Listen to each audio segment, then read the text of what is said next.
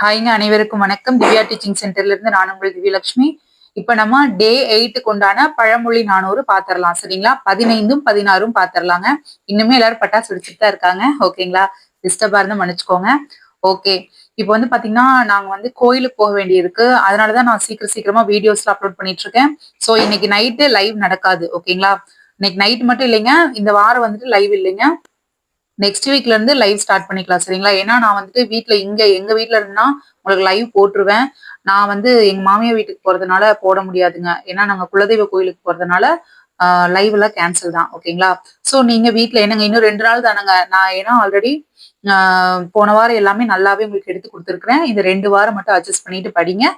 நான் நெக்ஸ்ட் வீக்ல ஃபுல்லா எல்லாமே ரிவிஷன் பண்ணி உங்களுக்கு நீட்டா கொடுத்துட்றேன். ஓகேங்களா?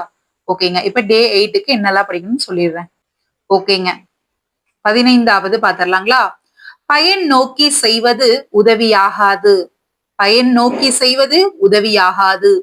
இதழ் விரிந்த பூக்கள் பலவும் ஆற்றிலே ஒன்றாக கலந்து செல்லும் புதுப்புனல் வளத்தையுடைய ஊரானே சிறிய பொருளினை ஒருவருக்கு கொடுத்து உதவி தாம் செய்த அந்த காரியத்தால் பின்னர் அதனால் பெரும் பொருளை அடைய நினைப்பவர்கள் தர்மவான்களே அல்லர்.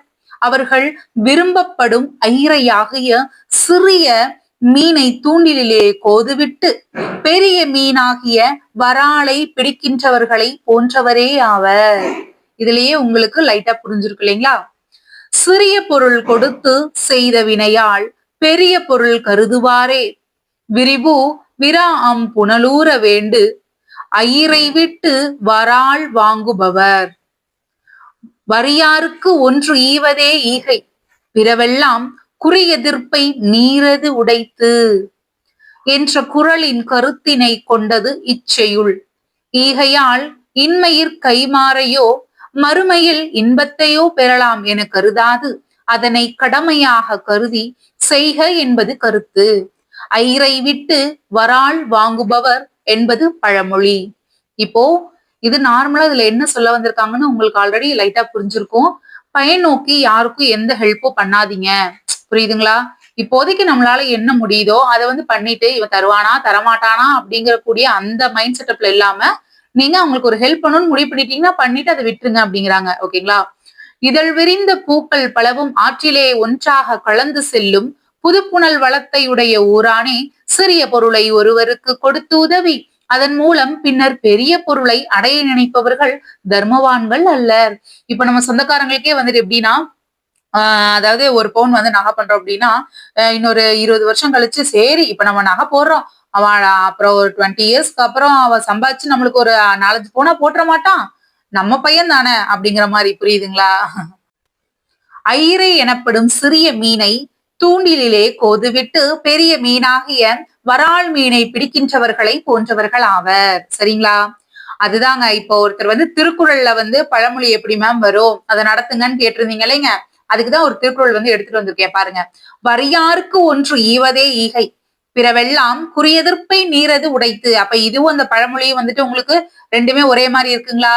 அப்போ நீங்க அதுக்கு தனியா இதுக்கு தனியால ஒண்ணுமே படிக்க வேணாம். ஃபர்ஸ்ட் அந்த 400ஐயும் படிச்சு முடிங்க. ஸ்கூல் புக்ல இருக்கக்கூடிய திருக்குறள் எல்லாம் லைனா படிச்சுட்டே வாங்க. உங்களுக்கே நான் சொல்லிக் கொடுக்க வேண்டிய அவசியம் இல்ல, நீங்களாவே அதற்குரிய பொருளை புரிஞ்சு ஆன்சர் பண்ணிக்குவீங்க. ஓகேங்களா? சரிங்க. ஓகே. இந்த உலகத்துல எதுவுமே கைமாறு கருதாம அதாவது இன்பத்தோட எல்லாத்துக்கும் எல்லா ஹெல்ப்பும் பண்ணுங்க. ஓகேங்களா?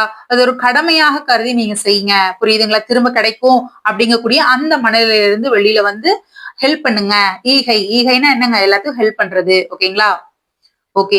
சிறிய பொருளை கொடுத்து பெரிய பொருளை எதிர்பார்க்கும் செயலை குறிக்க ஐரையை விட்டு வராலை வாங்குபவர் என்ற பழமொழி பயன்படுத்தப்பட்டுள்ளது. பொருள் சிறிய பொருளை கொடுத்து பெரிய பொருளை பெறுபவர். அவ்வளவுதான், முடிஞ்சு. ஓகேங்களா? அடுத்து 16வது பார்க்கலாங்களா? நல்லதை உணர தீயவரால் முடியாது. எப்படிங்க? நல்லதை உணர்றதுக்கு யாராலங்க முடியாது? தீயவரால முடியாது. காட்சிக்கு இனிதாக தோன்றுகின்ற மயில்கள் ஆடிக்கொண்டிருக்கின்றன. பெரிய மலைகளை உடைய விற்பனே எஃகினை எப்பொழுதுமே எஃகினை கொண்டேதான் பிளக்கலாம். அது போலவே நல்லவர்களின் நல்ல தன்மையை உணர வேண்டுமானால் அவர்களை விட நல்லவர்களே அதனை முறையாக உணரக்கூடியவர்கள். தீயவர்கள் ஒருபோதும் அதனை உணரவே மாட்டார்கள்.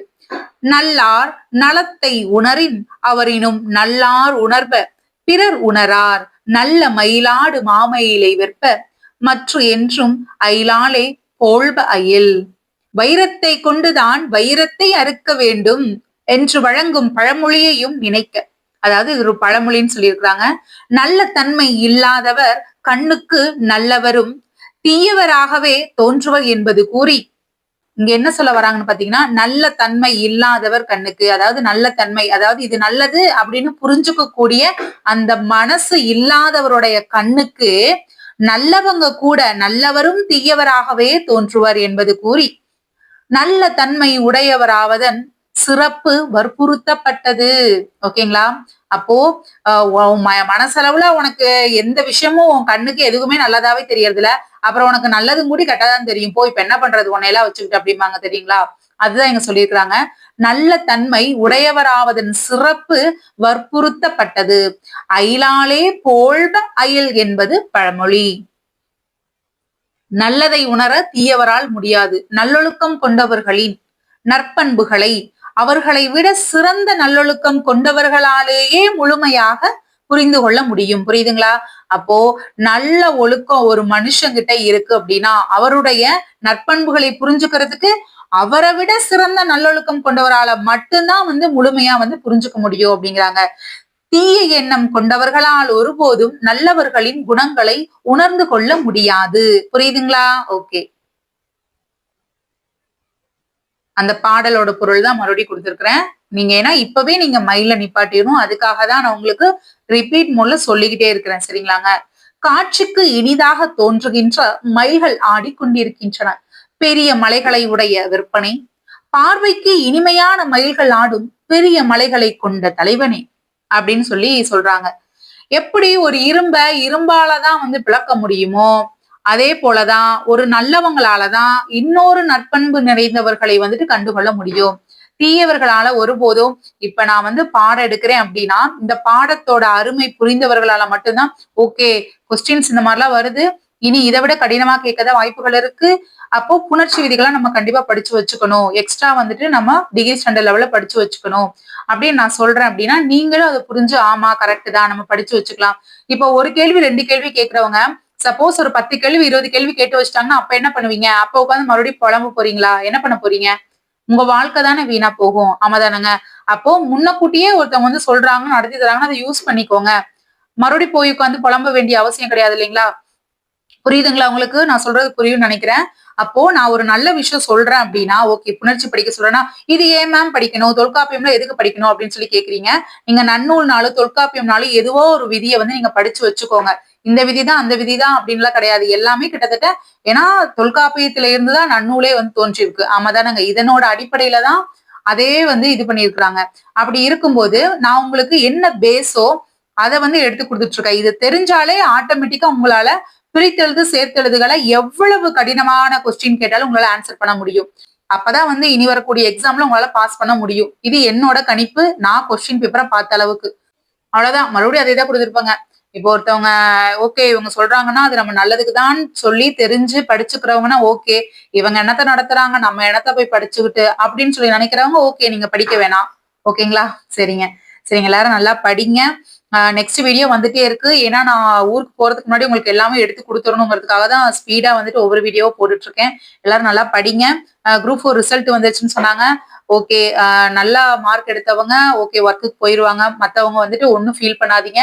இப்ப நம்ம அதுக்கான இனிஷியேட்டிவ் தான் நாங்க எடுத்திருக்கோம். 100% உங்களால ஒர்க் வாங்க முடியும். அதுக்கான முழு முயற்சி நான் எடுத்துட்டு இருக்கிறேன். நீங்களும் அதை ஃபாலோ பண்ணி யூஸ் பண்ணிக்கணுங்க. யூஸ் பண்ணீங்கன்னா தான் பாஸ் பண்ண முடியும். வெறுமனே வீடியோவை பாக்குறதுனால மட்டும் பாஸ் ஆயிட முடியாது. சரிங்களாங்க? ஓகே நன்றி வணக்கம். நான் நெக்ஸ்ட் பழமொழி உங்களுக்கு பதிவு போடுறேன். ஓகேங்களா? ஓகேங்க பாய்.